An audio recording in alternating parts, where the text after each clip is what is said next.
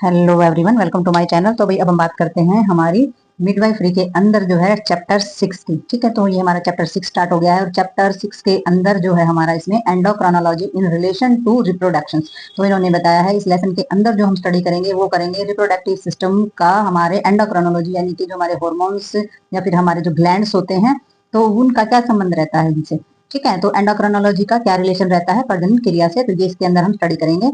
तो चैप्टर के अंदर जो हमारे मेन पॉइंट है पहले उन पर देखते हैं हम थोड़ा सा कौन कौन से हम टॉपिक पे डिस्कस करने वाले हैं इसमें। तो सबसे पहले इसमें हम देखेंगे, इसमें मैचुरेशन से है हमारे ग्राफिन फोलिकल एंड ओवुलेशंस की। तो ग्राफिन फोलिकल्स का तो आपको पता ही है, हमारी जो ओवरी होती है उसके अंदर बनने वाले जो फोलिकल्स होते हैं, जो ओवुलेशंस होता है उसके बारे में पढ़ेंगे।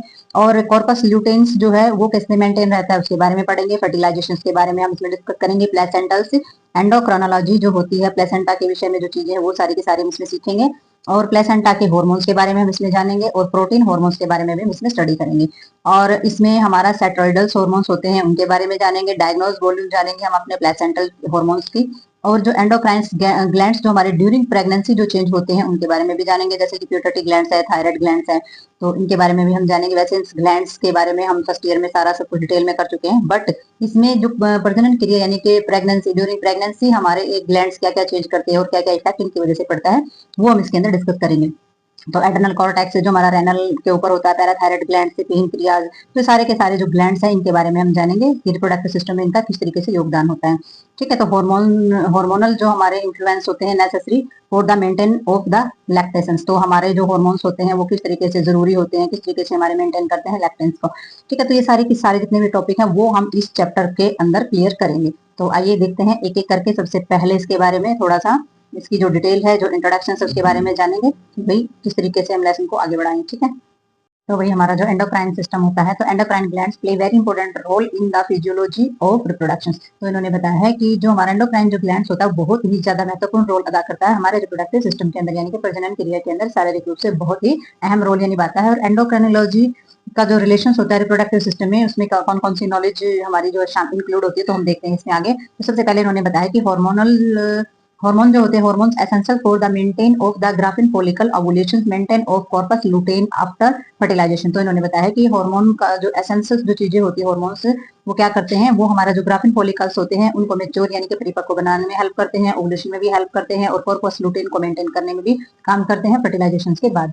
तो ये सारे के सारे जो वर्क होते हैं ये हमारे जो ग्लैंड्स के द्वारा हार्मोन्स किया जाता है वो हमारे इसमें हेल्प करते हैं। दूसरा हमारा जो फॉलोइंग कंसेप्शन इसमें दिया गया, transfer of the function of the pituitary ovarian episode placenta. तो इसमें जो हमारा प्यूटर्टी और जो हमारा ओवरीन का जो फंक्शन होता है वो हमारा प्लेसेंटा में चेंज हो जाता है। प्लेसेंटा के अंदर वो होता है और वो क्या एक्ट करता है, वो टेम्परेरी हमारा नए पावर हाउस के रूप में कार्य करता है एंडोक्राइन ऑर्गन में। Power house in the sense कि वो एक ऐसा ऑर्गन हो जाता है यूट्रस के अंदर जो माँ से बच्चे को पूरा का पूरा न्यूट्रिशन, ऑक्सीजन और सारी की सारी चीजें प्रोवाइड कराता है। इसलिए इसको पावर हाउस कहा जाता है, क्योंकि ये सारी चीजें इसी ऑर्गन्स के जरिए हमारी पहुंचाई जाती है बेबी तक। तो नेक्स्ट इन्होंने बताया है कि फिजियोलॉजिकल जो अलर्टेशन होता है, वेरियस एंडोक्राइन ग्लैंड्स हमारे कौन कौन से होते हैं, फिजियोलॉजिकल वर्क में हमारे कौन कौन से ग्लैंड्स काम करेंगे चेंजेस में। प्यूटर्टी ग्लैंड्स है, थायराइड, पैराथायराइड, एड्रेनल है, पेनक्रियाज है। ये ड्यूरिंग प्रेगनेंसी जो हमारे जो शारीरिक रूप से या फिजियोलॉजिकल रूप से हमारे वर्क करते हैं, चेंजेस कराते हैं।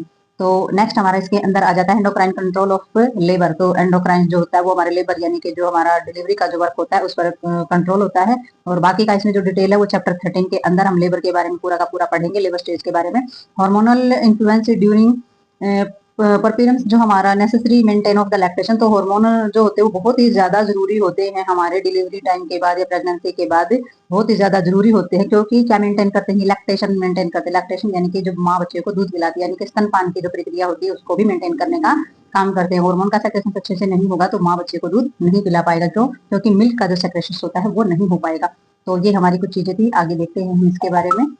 तो वही अब हम इसमें के अंदर देखेंगे मैचुरेशंस ऑफ ग्राफिन फॉलिकल एंड ओवुलेशंस। तो इसमें हम देखेंगे कि भाई हमारे जो फॉलिकल्स, ग्राफिन फॉलिकल्स हैं और ओवुलेशंस हैं उसमें जो परिपक्वता आती है उसके बारे में हम इसमें देखेंगे। तो फॉलिकुलर जो हमारा मैचुरेशंस होता है वो हमारे जो टाइम उसका होता है वो हमारा फर्स्ट हाफ साइकिल जो होता है वो इसके अंदर रहता है। तो इसमें हार्मोन जो एसेंशियल्स होते हैं हमारे फॉलिकल्स को मेंटेन करने के लिए वो मेनली एफएसएच होता है और हमारा एलएच होता है। और इसको एफएसएच को की जो एक्टिविटी को जो बनाए रखना है तो उसमें सबसे ज्यादा जरूरी एस्ट्रोजन होता है। तो एस्ट्रोजन हार्मोन्स के कारण हमारा एफएसएच यानी कि हमारा क्या हो जाता है, फॉलिकल स्टिमुलेट हार्मोन्स होता है और ये हमारा लुटेजाइनिन हॉर्मोन्स होता है। तो इन दोनों की एक्टिविटी को बनाने रखने के लिए एस्ट्रोजन बहुत ज्यादा जरूरी होता है।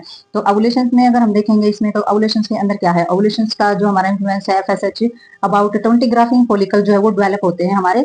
तो इसमें हमारा साइनोक्रोनोलॉजी यानी कि एक ही समय में, सिमिलित समय का मतलब होता है कि एक ही टाइम में एक ही स्पीड से, और उनमें से कोई एक होता है जो हमारा क्या करेगा, एबल होगा ओव्यूलेट होने के लिए। ठीक है, तो इसमें जो हमारा बाकी के सारे क्या बन जाएंगे, बाकी के सारे अट्रैक्ट बन जाएंगे यानी कि थम जाएंगे और मिक्स हो जाएंगे किसके अंदर, इंटेस्टिन्स जो हमारे टिश्यूज होते हैं उनके अंदर रम जाएंगे, उनके अंदर चले जाएंगे। तो इसमें बाकी का जो हमारा है वो गायनोलॉजी के अंदर, तो ये तो इन्होंने डाल दिया है चीजें, तो हम इसमें आगे पढ़ेंगे इसके बारे में सारा। तो ओव्यूलेशन का तो हम पिछले चैप्टर जो हमने किए हैं, शुरू के जो चैप्टर थे उसमें ओव्यूलेशन का हम क्लियर कर चुके हैं, इसलिए इसमें डिटेल नहीं दी गई है।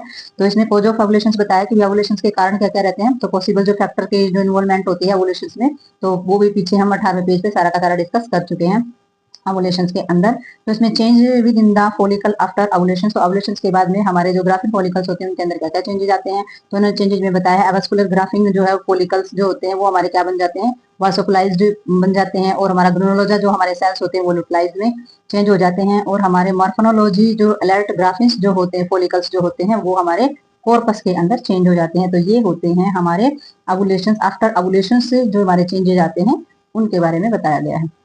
तो इससे पहले सबसे पहले आपने ओव्यूलेशन के बारे में जानना होगा, तो अगर आपने नहीं जाना है तो पिछले चैप्टर देख सकते हैं, उसमें ओव्यूलेशन के बारे में कंप्लीट है। तो आप, तो इसके अंदर हम जानेंगे कि maintain of the corpus luteum after fertilisation, तो फर्टिलाइजेशन के बाद हमारा जो कॉर्पस लुटियम होता है उसको मेंटेन, उसकी मेंटेनेंस के बारे में। ठीक है, तो वो करता क्या है, तो ये जो हमारा कॉर्पस लुटियम्स होता है इसका फंक्शन क्या, function of corpus luteum is essential of the maintain the early pregnancy, तो शुरुआत में प्रेगनेंसी को मेंटेन करने के लिए कॉर्पस लुटियम जो है वो बहुत ज्यादा एसेंशियल होता है, बहुत ज्यादा जरूरी होता है।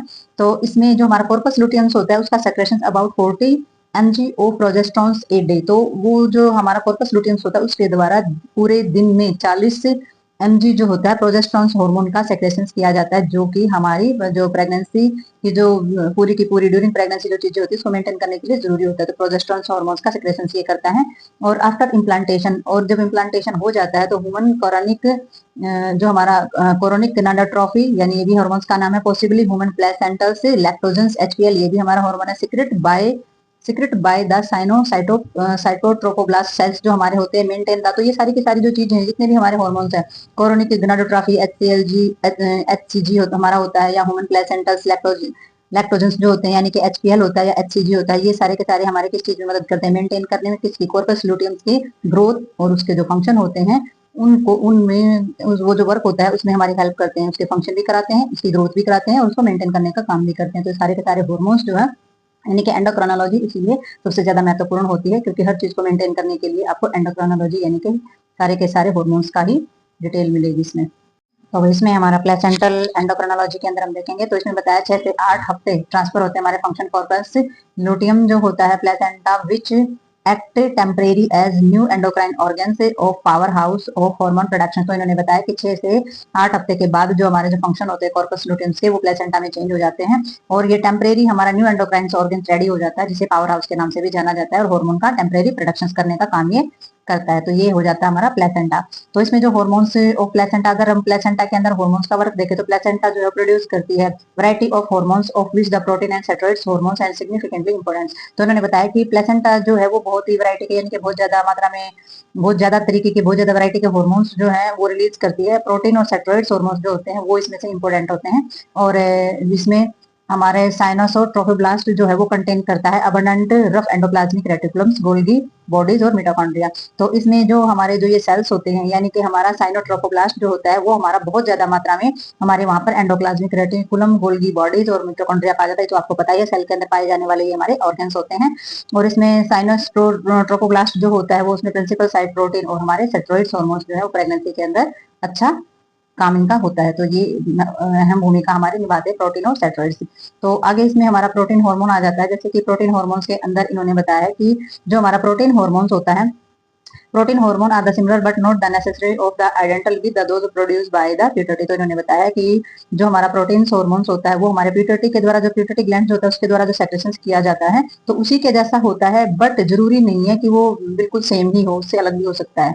ठीक है, तो ये चीजों ने बताया। फॉर एग्जाम्पल इन्होंने बताया कि placental lactogen chemically similar both of the प्यूटरी growth hormones and prolactin. तो ये जो हार्मोन्स होते हैं दोनों एक ही जैसे होते हैं, बट बायोलॉजिकल जो एक्टिविटी होती है प्लेसेंटल लैक्टोजन की और हमारे प्रोलैक्टिन ग्रोथ हार्मोन्स की, तो इसमें क्या होता है, इसमें जो गतिविधि यानी कि जो एक्टिविटी हमारी होती है वो हमारी जो प्यूटर्टी और हमारा ग्रोथ हार्मोन्स होता है, जो प्यूटर्टी के द्वारा हमारा सेक्रेशन किया जाता है, उसकी गतिविधि कम पाई जाती है। यानी कि वो दिखते तो एक जैसे हैं, हार्मोन का सेक्रेशन तो एक जैसा है, बट उनकी गतिविधि में फर्क पाया जाता है। तो हमारा जो प्यूटर्टी ग्लैंड है उसके द्वारा जो सेक्रेशन किया जाता है उसकी गतिविधि कम पाई जाती है। तो ये था हमारा थोड़ा सा हार्मोन्स के बारे में थोड़ा सा इंट्रोडक्शन। तो नेक्स्ट वीडियो में हम नेक्स्ट